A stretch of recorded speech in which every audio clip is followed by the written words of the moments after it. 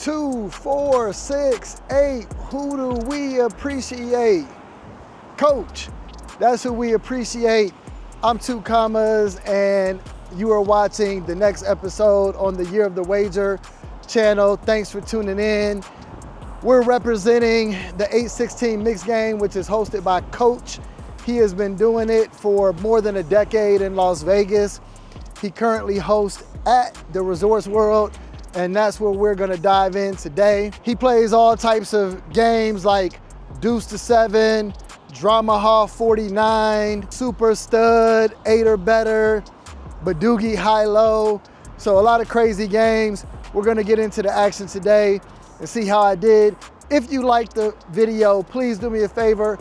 Hit the like, hit the subscribe button, hit all the buttons that YouTube lets you hit because it helps out the channel a lot. And we're gonna dive in and see how I did.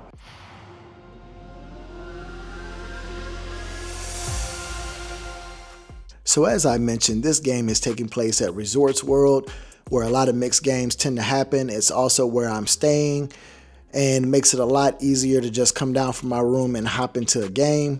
Today we're gonna buy in for $400, which is more than enough ammunition to play in an 8-16 game. And we're gonna jump right into the action with a hand in Archie. So I wake up with 3 to the wheel, 2, 4, 5, and in Archie, whenever you've got 3 to a wheel, it's worth playing a hand. So I call the 16. On my first draw, I don't improve because I pair my deuce and catch a king. I decide to check, and that's fine because I did take a deuce away from my opponent if he was going for a low. And on the second draw, we waste no time because I've got the wheels on the bus that go round and round. I've got the nuts for the low and probably good for the high as well. I lead out for a bet of 16, and lo and behold, I get raised. I go ahead and bump it up one more time to $48, and then he re-raises me to $64. That's a little crazy, but I've been playing Archie long enough to know that when I get popped again like this, I'm probably not good for the high hand, and I was correct because I had a wheel and he had a full house. Kind of disappointing when you've got the nut low with potential for a high, but sometimes that's just how it goes. The very next hand of Archie, I'm dealt 4 to a 7 low. Typically, you want to be playing hands that allow you to go both ways. I don't have that situation on this particular hand, but I'm in it anyway because a 7 low probably has the likelihood to win. And on my second draw, I make the 7, 6, 5, 3 deuce, and I get the money in, but I find out that my opponent played Archie the right way, and he actually has a wheel. Believe it or not, those hands were actually back to back, and it was after another person had a wheel. So that's 3 hands in a row where a wheel was made, and 2 of the times a full house was made against it, which is pretty crazy. So clearly going for the low was not working for me in Archie, so I kindly asked the dealer to deal me 3 ladies, and he obliged, so I owe him a big tip. When you got 3 ladies, you feel pretty confident you're going to win the high side of the pot, so I start pumping it up, and I draw to make a full house or quads on all 3 draws, but to no avail. And quite frankly, it's not necessary to win with a full house in Archie. The 3 ladies would be plenty. I'm a little surprised when we get to the final draw and there's been several raises going back and forth, and my opponent flips over yet again another wheel. Yes, ladies and gentlemen, that is 4 hands in a row that there's been a wheel in Archie, and that's just not supposed to happen. I lose another one. I tell the dealer that we can't play Archie anymore since it isn't going my way, and to please change the game. And he agrees, although it could just be that 7 hands were already dealt and it was time to change the game anyway. We're playing Dramaha Zero. If you don't know how to play Dramaha Zero, it's a split pot game where half of the pot is going to go to the person with the best Omaha hand on the board, and the other half of the pot is going to go to the person with the fewest points in their hand. You may be saying to yourself, 2 commas, what do you mean by points? I'm going to explain that to you. Points in this game is based on the face value of the card. If you have an ace, that equals 1 point, a 3 equals 3 points, a 7 equals 7 points, etc. And face cards are worth 0 points. So the best possible hand would be the one closest to 0 points or all face cards.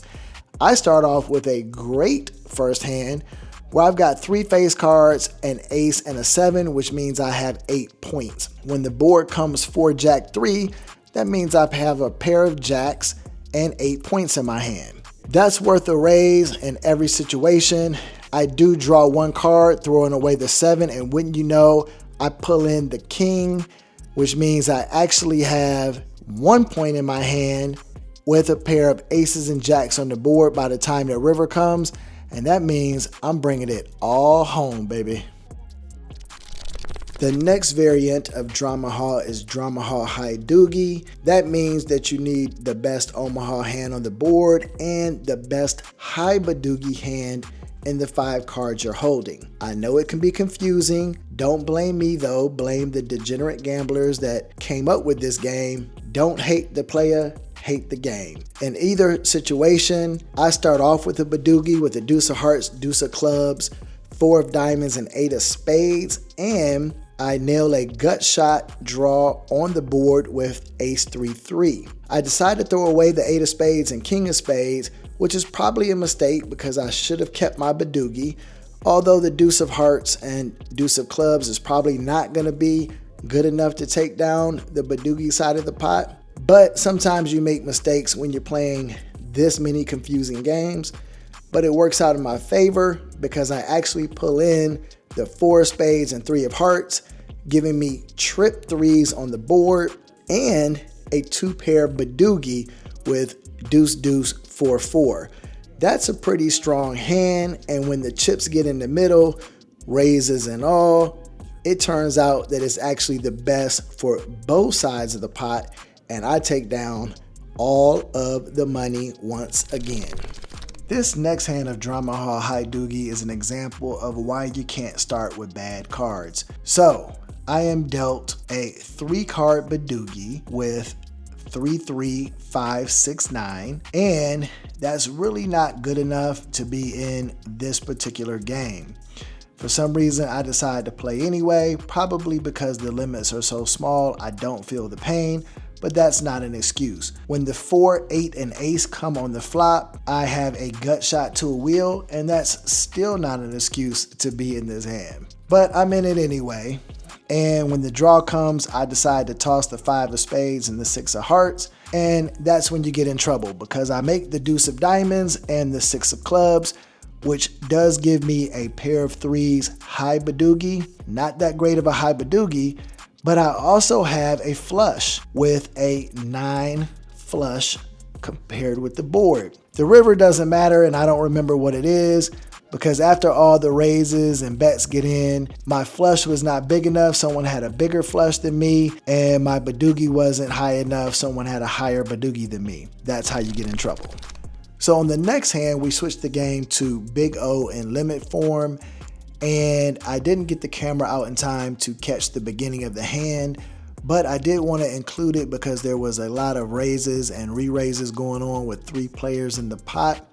We picked the action up on the turn where I already have the nut straight to the jack, and I have the nut flush redraw to the ace of diamonds with the second nut low with the ace 3 in my hand. So lots of action going on as the bets are being placed, and the 5 of hearts on the river actually doesn't change anything for my hand. I'm still guaranteed the high side of the hand, and fortunately I also get half the low, which means someone got quartered and it wasn't me. On the next hand of note, we actually switched the game to Badacey. You all know I love triple draw. We start off with 2 to the wheel, and we waste no time whatsoever before making a 6-6. If you don't know how to play Badacey, you're giving half the pot to the best ace to 5 hand, where 1, 2, 3, 4, 5 is the nuts, and you're giving the other half of the pot to the best Badugi hand, where ace 2, 3, 4 of different suits is the nuts. I've got a 6 high Badugi and a 6 high ace to 5 hand, which means I'm gonna put a bet in on every street I can while staying pat after the first draw, and that should mean the pot's gonna be coming my way, and without a doubt, it is. On the 9th hand of note, we're playing Dramaha deuce to 7, which is not really my favorite form of Dramaha.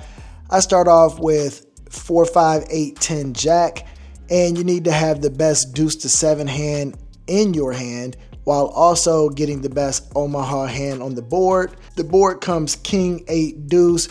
Really not a lot that I'm working with here except for the fact that I have a pair of 8s, but that's why they call it Dramaha, because you always have a chance when you get one draw in. The deuce of spades comes out and I end up pairing my jacks. It still looks like I have a pretty terrible hand at this point, because I have a pair of jacks in my hand, which is not normally going to take down the deuce to 7 side of the pot. But when a jack comes on the river, I actually end up having a boat on the board now. But guess what? My opponent paired up in his hand as well, and I end up scooping miraculously with a full house on the board and a pair of jacks in my hand and deuce to 7 Dramaha. Go figure. So in the next hand, we're actually going to be playing Drawmaha Badugi, which means that you want to have the best traditional Badugi in your hand of ace 2, 3, 4 and the best Omaha hand on the board. Now this hand just keeps getting better and better for me because I actually start off with a 6 high Badugi in my hand, and normally that means you're going to be bringing home that side of the pot. I also end up with 2 pair 10s and 4s, so I actually stay pat on the drawing round. When the king of diamonds comes out, that means I have a chance for a flush draw, and when the ace of spades hits the river, I end up with a wheel. So I've got a wheel on the board of ace 2, 3, 4, 5, and I've got a 6 high Badugi in my hand, and you know what that means. It means I get all of the chips in the middle once again. On the next hand, we go with Archie once again, and I start off with a pair of kings, so I decide to go for the high side of the pot. On my first draw, I get no improvement, and that is okay because I stick with the hand after calling a bet of $8 and throwing away 3 more cards once again. But this time it works out for me because I bring in a pair of 2s with a jack, which is strange because I did already have a deuce that I threw away. I've got kings up now, and I want to see if I can improve to a full house on my last draw. I get no such luck, but I do have kings up with an ace, and I think that's going to be good for the high side of the pot, but I'm wrong because my opponent actually has aces up, and that can be kind of tricky when you got kings up. The chaos of the mixed game is that you're going to be going back and forth between hands quite often.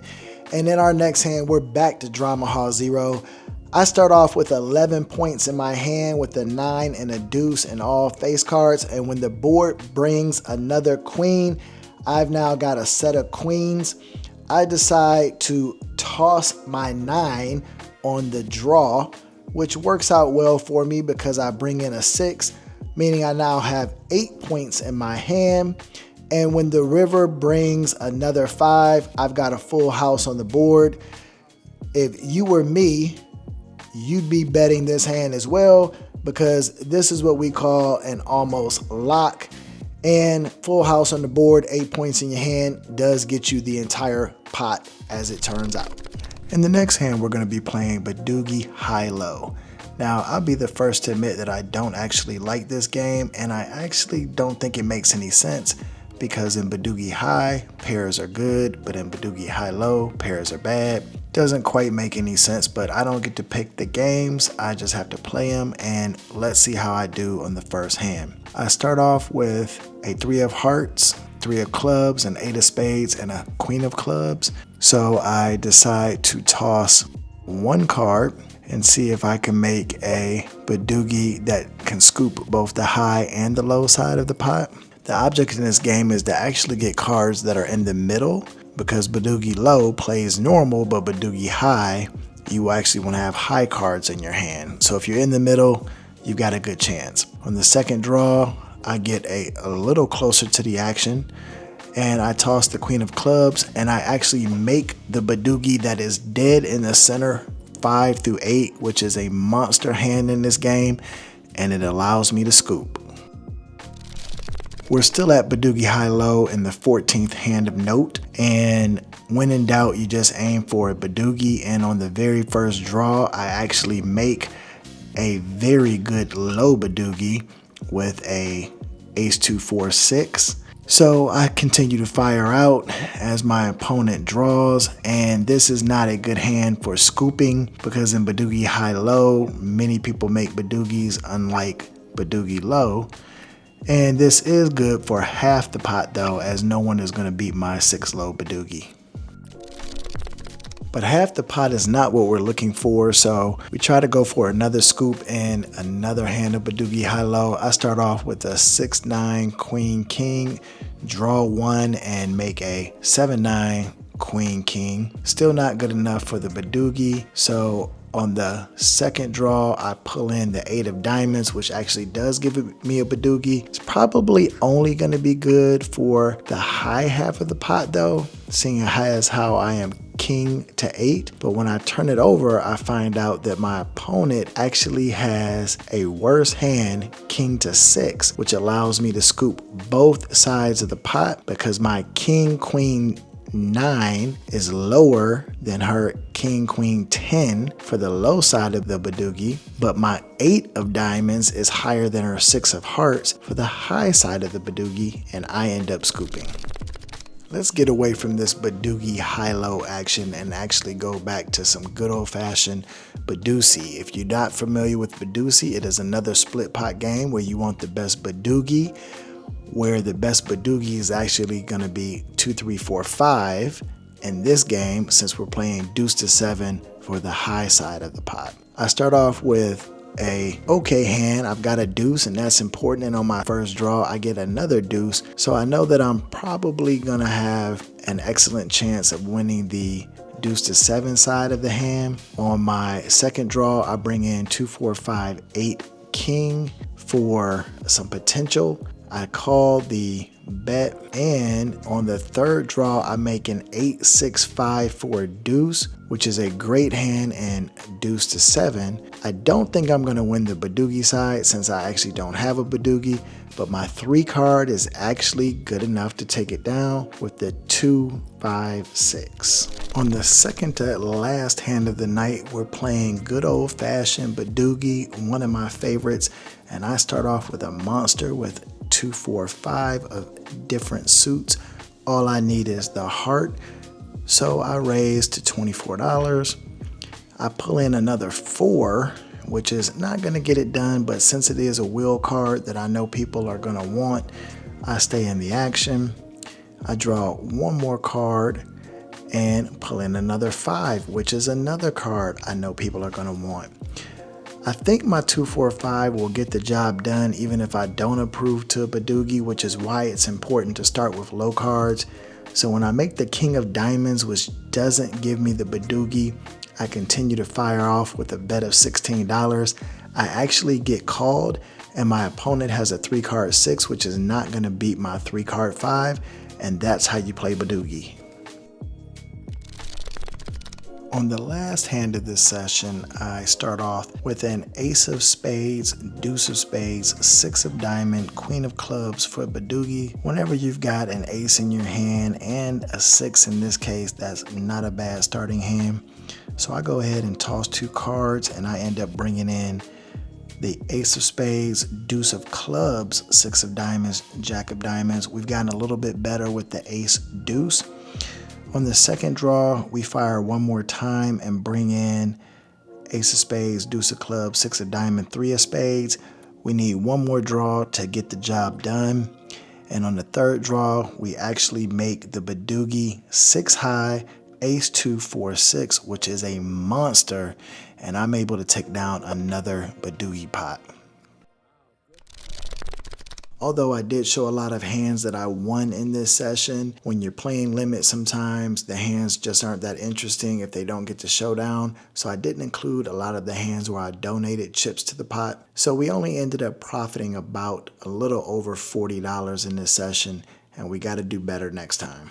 All right, so didn't do as good as I wanted at the A16 mix, but that's okay because I think in the next episode, we're gonna dive right back into the A16 mix, and I think maybe we'll have a little bit better turnout in that video. So thanks for tuning in. It's a super windy day here in Las Vegas, and I'm gonna go get me some super unhealthy food before I get ready to dive into any more poker. Thanks for tuning in.